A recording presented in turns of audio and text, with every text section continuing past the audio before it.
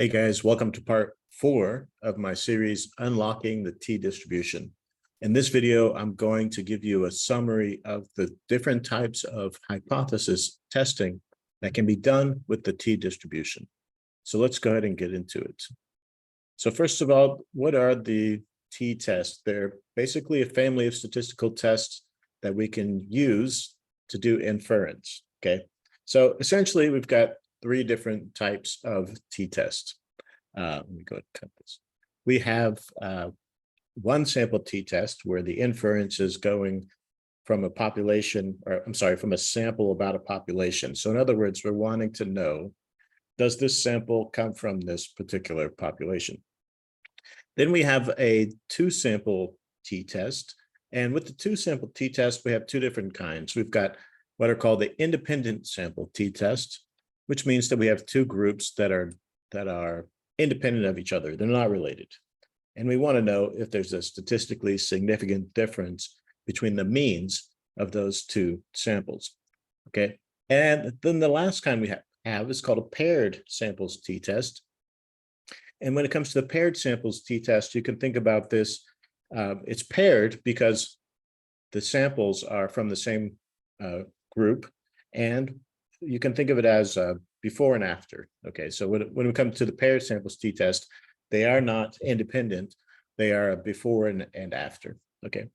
The other types of things we can do with the T-test, hypothesis test, is we can determine if the regression coefficients are statistically significant.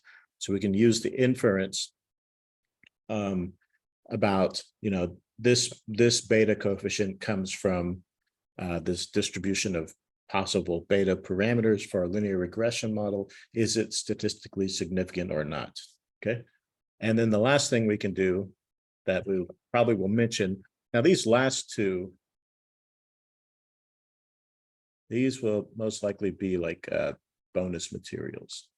So in this video, I'm just going to be talking about from up to here, up to here. And then I've got some questions prepared, showing you every step, how to do this in the easiest possible way, how to do the T-test for the different types. And then these 2 topics here where we use the T-test in the regression model parameter calculations, not parameter calculations, but rather to test the significance of some parameter for our linear regression model.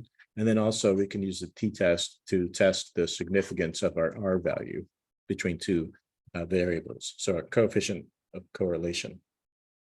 Okay, so in this video, I'm just going to be talking about the 3 different types of T-test, which are, we've got our independent sample T-test, where we've got either 1 sample or 2 samples. And then we've got our paired sample T-test, where we have 2 samples from the same group, and you can just think about before and after. And what we do with this actually is we do a T-test on the difference of those 2. Okay, so let's go ahead and jump into some more details here. So the independent samples T-test. Okay, so for each of these tests, we have some assumptions. For the independent samples T-test, when we have these 2 different groups, we are assuming, number 1, that they're independent. Okay, so they're independent, drawn from their respective distributions, so that that the independence assumption is not violated, meaning that the probability of one occurring has no effect on the probability of the other. Okay, and then we have that our distributions samples. The distribution of scores in each group follows a normal distribution. Okay. So this should be the samples, basically. All right. And then the population variances of the 2 groups are equal. So these are the 3 assumptions that we have to have. And if we don't have those, then the T-test may not be viable. We may have to try a different test, like a Wilcoxon rank test or some other non-parametric test. Okay, so this is what we would call a parametric test, given that we have these assumptions about the normality of the distribution. to do the calculations for the independent samples t-test, we're going to calculate the means of our samples, two samples, using the same mean calculation. We're going to calculate the standard deviation of each independent sample, each individual sample. And then after that, we will calculate something called the pooled standard deviation, which is based on those individual standard deviations here. Okay, so here's our formula for that. And you might also have heard something called unpooled standard or unpooled t-test. We're going to be dealing only with the pooled ones here. We also have the t-statistic formula, and you can see it's very similar to our typical t-test formula, or I'm sorry, our typical t-statistic formula, except because we have two samples, we combine them like this. And also note, to calculate the degrees of freedom, we have to take the sample size of sample 1 plus the sample size of sample 2 and then subtract 2. Okay, and we can determine the p-value using the t-distribution, or we can do that using, we can do the critical value method rather than using the t-distribution. Okay, so the next type that we're going to look at is our paired samples t-test. So I didn't mention the one sample test yet, but I'll show you that in when we get to the practice part. So we have the paired sample t-test, and here we've got basically two assumptions. Number one, the groups are related. So in other words, these are typically used for when we have a before and after. Okay, so like you take some scores before, some supplement is applied, and then you take the scores again afterward like this. Okay, before a review or after review, before some kind of a class that you took, and then after some kind of a class that you took. Okay, so it's like that. The other assumption is that the two groups are normally distributed. So we do need to have that these are coming from a normal distribution.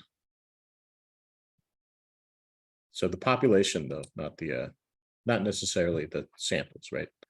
Okay, so to do the calculations for this, in this case, we're going to be calculating the difference between each of the points. So x1, x2 difference, x2, x3 difference, like this, and until we come up with all of them. Then we'll have a set of data called D, that we'll just call D. We'll calculate the mean of that set, and then we'll calculate the standard deviation. And then from here, all of the other formulas are essentially the same as a one sample t-test, because this actually is like one sample t-test after we've combined the two different samples. Okay, so now what comes next here? I've just got a visualization here just to give you an idea of what's happening. It's the same thing as a z-test, except we're using the t-distribution, right? So we've got our probability distribution function here. I don't remember which degrees of freedom I used to calculate this, but here I've got my probability density function rather than what I say a moment ago. Yeah, probability density function. And what do we use this for? Well, we calculate the area under the curve, and that area gives us our probability. So we're equating probability with area under the curve, right? And so here, on this end over here, let me change this to a different pin. So on this one over here, the area from the red line, so from here to basically infinity, which we'll just leave that alone for now, is 0.05. No, it's not. Sorry, I lied. It's half of that. So let me write that. It's 0.025. Okay, and that corresponds to this side from here over. So basically, all of this is 97.5% of the area. Okay, so 97.5% of the area means that everything below this particular red line is has a probability of 97.5 of occurring. So So our t-value has a probability 97.5 of being any other value other than the ones over here on the right side of the line. Okay, so that's how we're using area to calculate probability. And the way we're doing it is like the way I showed you in the last video.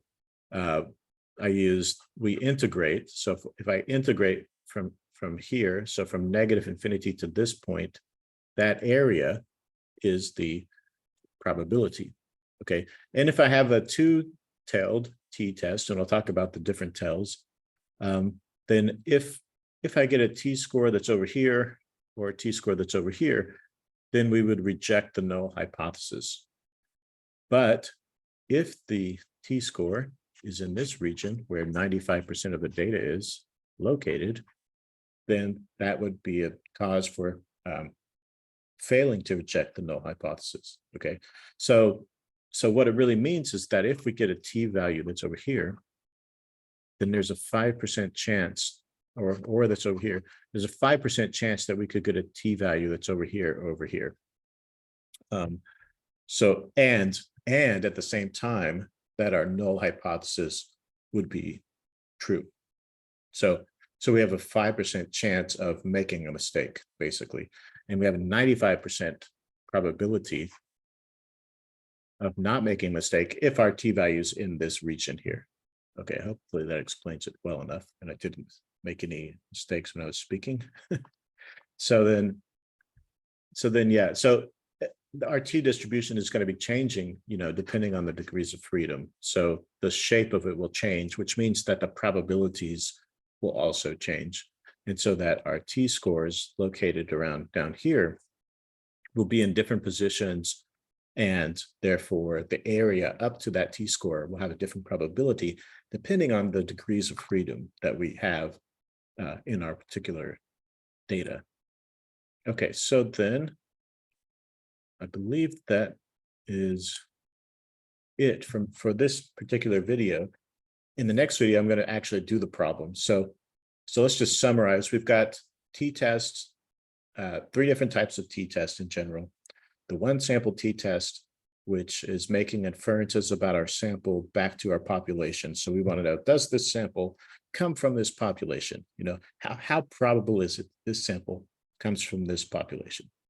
We have a 2-sample t-test where we are testing to see if there's a difference between the means of those 2 samples that are independent.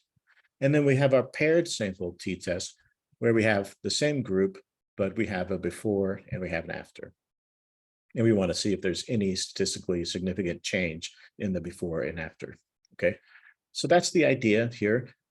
These t-tests can be used in your exploratory data analysis, especially when you have a business case where you're testing, you have like an A/B test, or just any case where you want to test the difference between 2 groups and see if the group association is related to a particular outcome. You can do it that way too. Okay, so both R and Python have built-in functions that make this super easy to do. Of course, I'm going to show you how to do it manually first, because that's just the way to do it. You learn the difficult way, and then you get the shortcuts later. Right? So in the next video, I'm going to show you manually, step by step, how to solve these types of, or how to do hypothesis testing using the t-distribution. And then the video after that, I'll show you how to do it using Python and working with data sets that you find in the data science atmosphere environment. Okay, hopefully that helps. If you have any suggestions, comments, or notice any errors, please mention it in the comments below. Thanks for watching. And again, I hope that helps.